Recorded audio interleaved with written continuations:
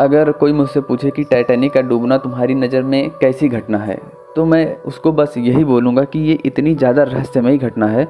और जब इसके बारे में रिसर्च किया जाता है, इसकी कड़ियों को जोड़ा जाता है, तो वास्तव में ये थ्योरी एक ऐसे जगह पर पहुँचती है जहाँ पर मेरी सारी थ्योरी जाकर एक जगह इकट्ठा होती हैं।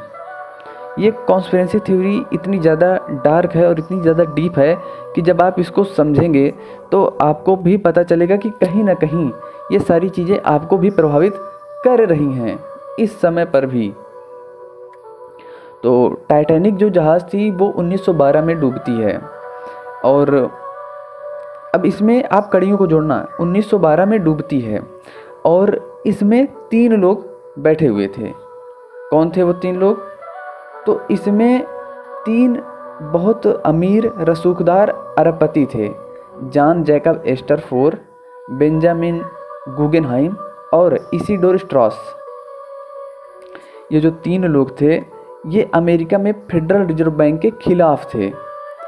और जेपी मॉर्गन जो कि टाइटैनिक की पेरेंट कंपनी का मालिक था, वो फेडरल रिजर्व बैंक की स्थापना करना चाहता था, पर क्योंकि ये 3 लोग इस चीज़ के खिलाफ थे और ये उस समय बहुत ज़्यादा रसूखदार अमीर थे, कहने का मतलब ये है कि बिना इनकी सहमति के वो ये चीज़ नहीं कर पाता, जो कि जेपी मॉर्गन था।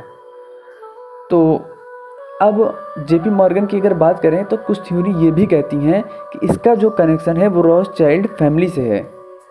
रॉथस्चाइल्ड फैमिली, अगर आप उसके बारे में नहीं जानते तो अभी तक आप समझ लीजिए कि शुतुरमुर्ग की तरह ज़मीन में अपना सर डाल के बैठे हुए हैं, क्योंकि रॉथस्चाइल्ड से जो है पूरा इंटरनेट भरा पड़ा है।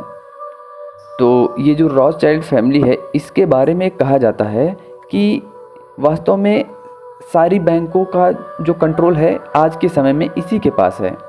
और ये लोग इतने शातिर हैं कि ये अपने फैमिली में ही विवाह करते हैं, मतलब कि इनका सीक्रेट इनकी फैमिली से बाहर ना जा पाए।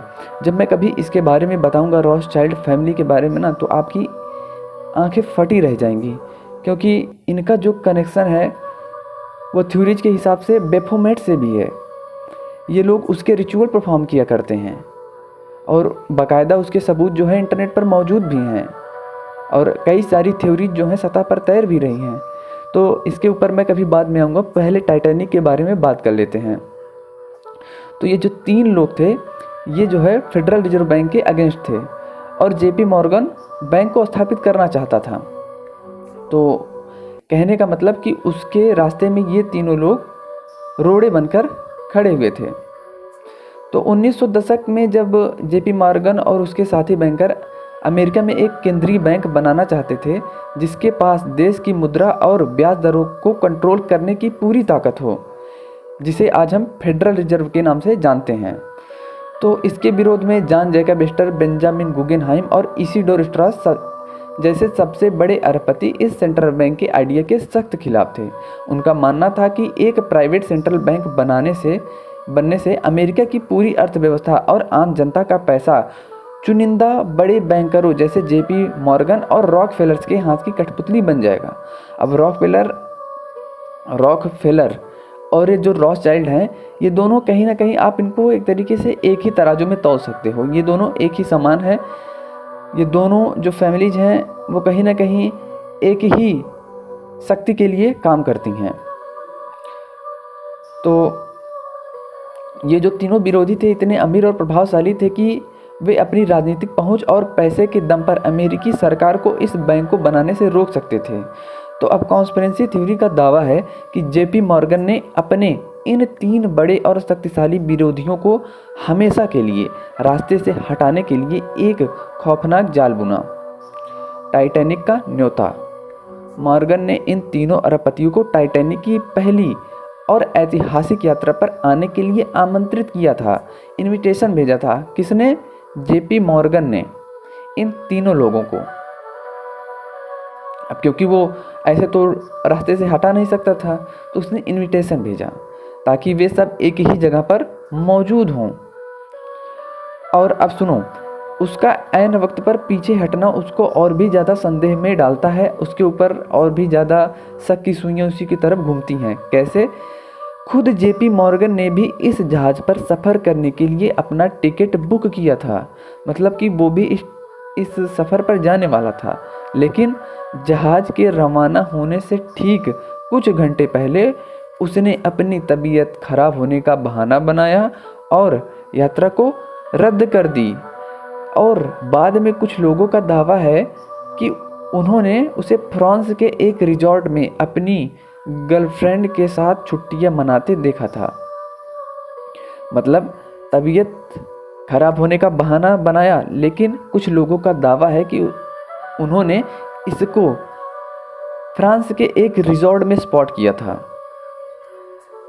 अब सुनो, थ्योरी के मुताबिक जहाज के कैप्टन एडवर्ड स्मिथ, जो कि जेपी मॉर्गन का वफादार कर्मचारी था, उसको गुप्त निर्देश दिए थे कि वे जहाज को अटलांटिक महासागर के बर्फीले क्षेत्र में पूरी रफ्तार से दौड़ाएं, जिससे कि हादसा होना तय हो जाए। अब लोग यहाँ पर कहेंगे कि भाई उसमें तो वो खुद भी बैठा था, उसकी भी जान खतरे में थी। तो अगर आप लोगों को नहीं पता हो तो मैं बता दूं कि कई बार इंसान के लिए जो है अपनी जान से ज़्यादा अपने परिवार की जान कीमती हो जाती है। कहने का मतलब समझ अगर पा रहे हो कि कई बार इंसान अपनी जान को दांव पर लगा देता है अपने परिवार के लिए। तो हो सकता है कि उसके परिवार के ऊपर कोई थ्रेट दिया गया हो। ठीक है, अब देखो, जब टाइटैनिक डूबा तो जैसा कि तय था कि अमीरों की लिस्ट में शामिल John Jacob ester, Benjamin Guggenheim और इसिडोर स्ट्रॉस, तीनों की इस हादसे में मौत हो गई थी। इसके ठीक एक साल बाद दिसंबर 1913 में जेपी मॉर्गन का रास्ता साफ हो गया और अमेरिकी संसद ने फेडरल रिजर्व एक्ट पास कर दिया, जिससे आज का अमेरिकी सेंट्रल बैंक अस्तित्व में आया। कॉन्स्पिरेसी थ्योरीज के मुताबिक फेडरल रिजर्व बैंक बनाने का आइडिया सिर्फ जेपी मॉर्गन का नहीं था। असल में इसके पीछे यूरोप का सबसे अमीर और शक्तिशाली रॉथस्चाइल्ड परिवार और रॉकफेलर परिवार थे। यानी ये दोनों फैमिलीज जो हैं इन सारी चीज़ों के पीछे थी, ऐसा कॉन्स्पिरेसी थ्योरीज का कहना है। और थ्योरी ये भी कहती है कि रॉथस्चाइल्ड परिवार पूरी दुनिया के बैंकिंग सिस्टम पर अपना कब्जा चाहता था। अमेरिका उस समय एक उभरती हुई और बड़ी ताकत थी, लेकिन वहाँ कोई सेंट्रल बैंक नहीं था जो प्राइवेट हाथों में हो। रॉथस्चाइल्ड ने जेपी मॉर्गन के साथ मिलकर अमेरिका में फेडरल रिजर्व बैंक बनाने का गुप्त प्लान तैयार किया था।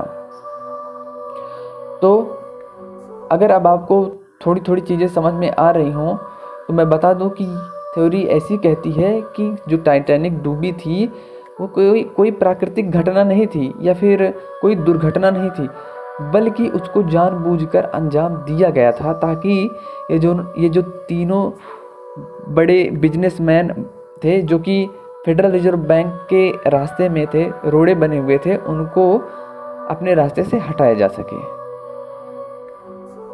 अभी मैं जब आगे चलकर रॉथस्चाइल्ड, रॉकफेलर के बारे में और 13 और भी परिवारों के बारे में बताऊंगा, ये भी बताऊंगा कि अमेरिकी डॉलर पर कैसे इनके निशान हैं।